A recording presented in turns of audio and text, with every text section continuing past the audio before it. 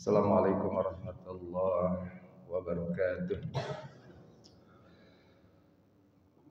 Alhamdulillahi rabbil alamin.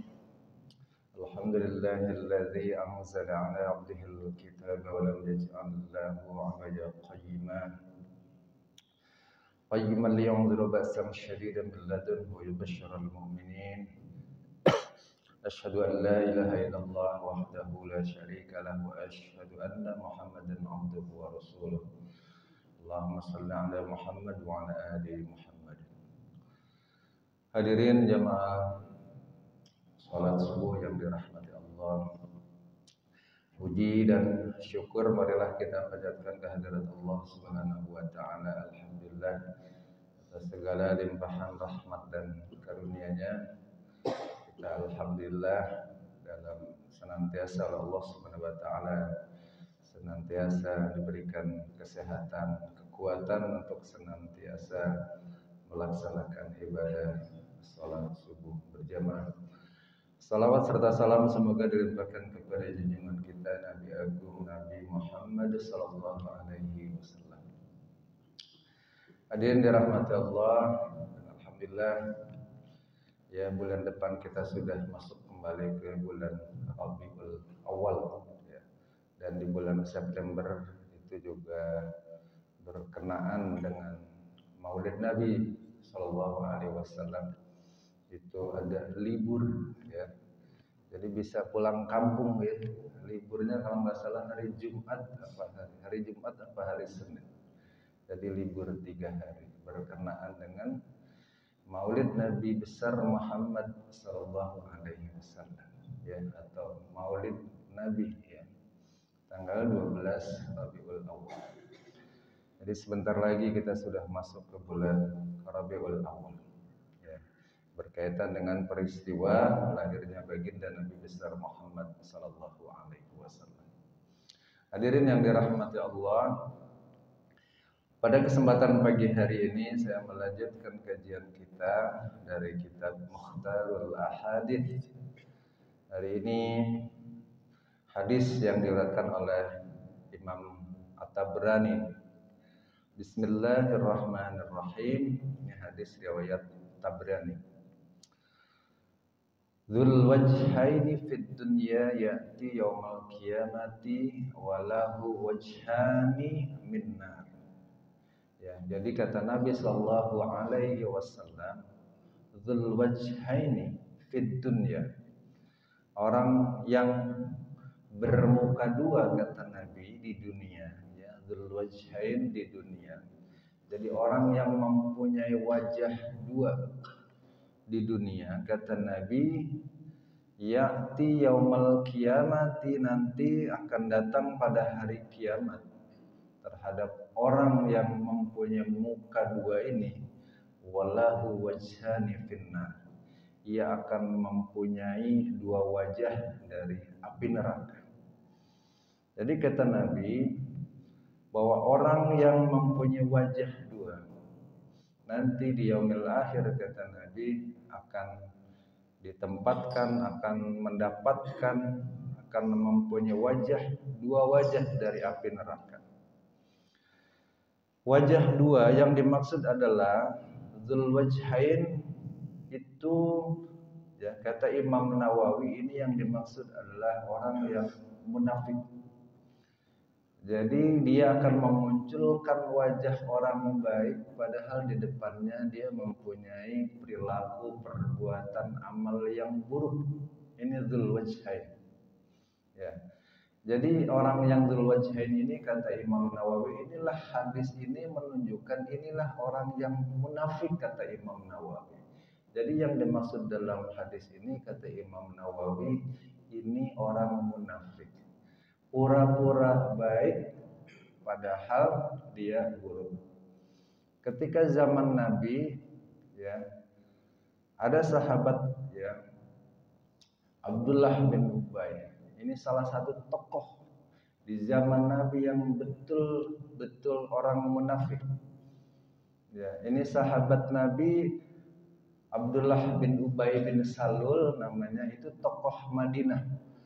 Jadi tokoh Madinah Abdullah bin Ubay bin Salul itu awalnya akan diangkat menjadi gubernur di Madinah, akan diangkat menjadi pemimpin sebelum Nabi datang hijrah ke Madinah. Abdullah bin Ubay ini bangga karena beliau ini adalah sahabat, seorang yang memang tokoh masyarakat, seorang yang tokoh yang bisa menyatukan kabilah besar, ya, suku yang besar, Aus dan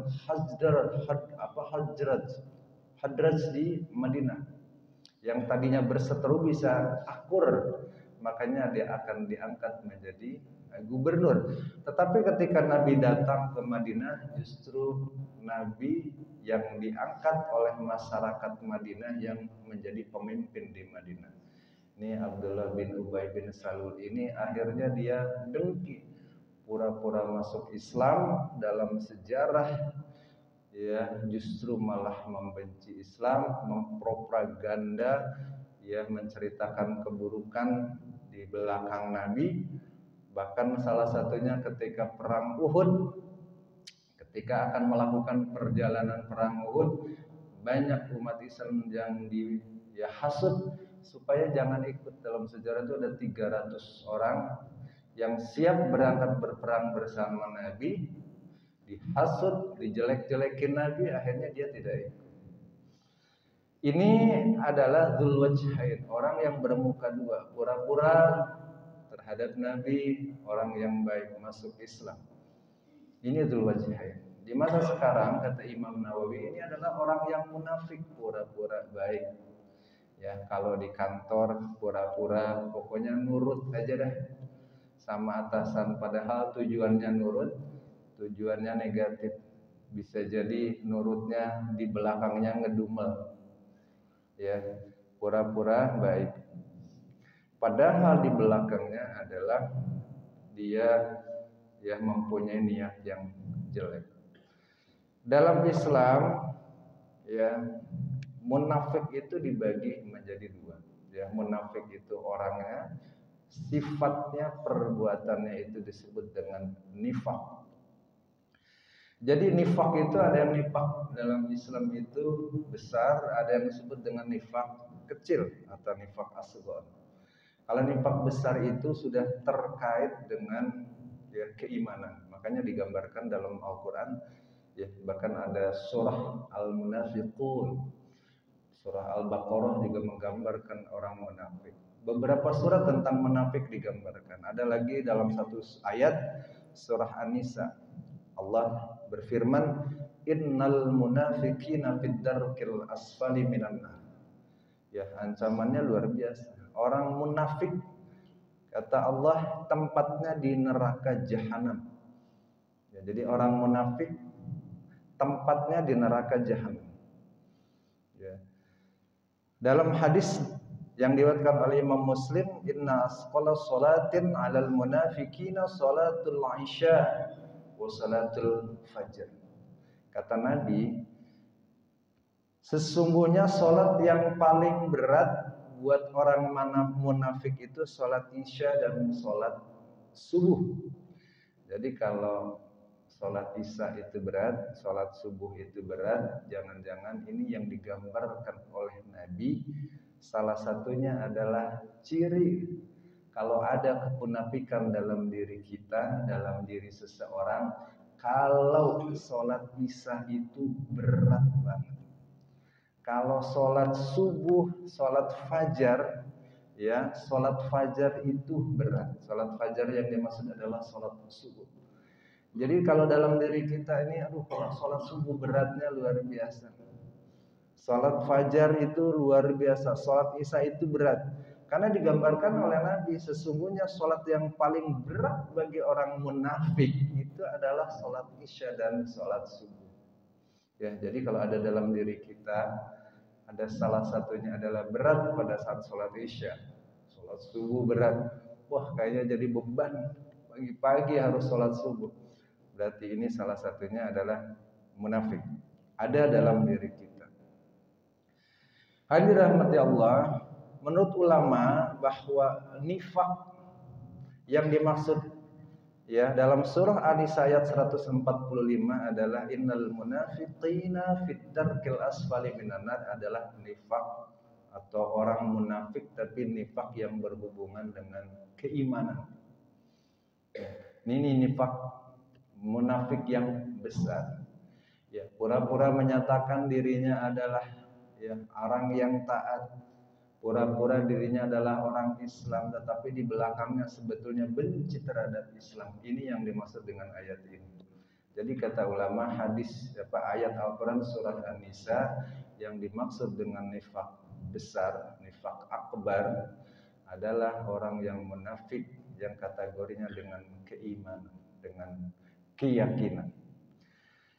Yang kedua adalah nifak kecil, nifak amali. Ada yang menyebut juga dengan nifak asghar, nifak kecil. Ini berkaitan dengan nifak amal perbuatan, ya. Sehingga digambarkan oleh Nabi, ya, nifak asghar, nifak kecil, ya, nifak amali. Ada 3 ciri. Walaupun dalam hadis itu banyak, ya. Ada hadis yang menerangkan ada beberapa ciri. Ini salah satu hadis yang diriwayatkan oleh Imam Bukhari. Kita dengar bahwa ciri orang munafik adalah idza haddasa kadzaba.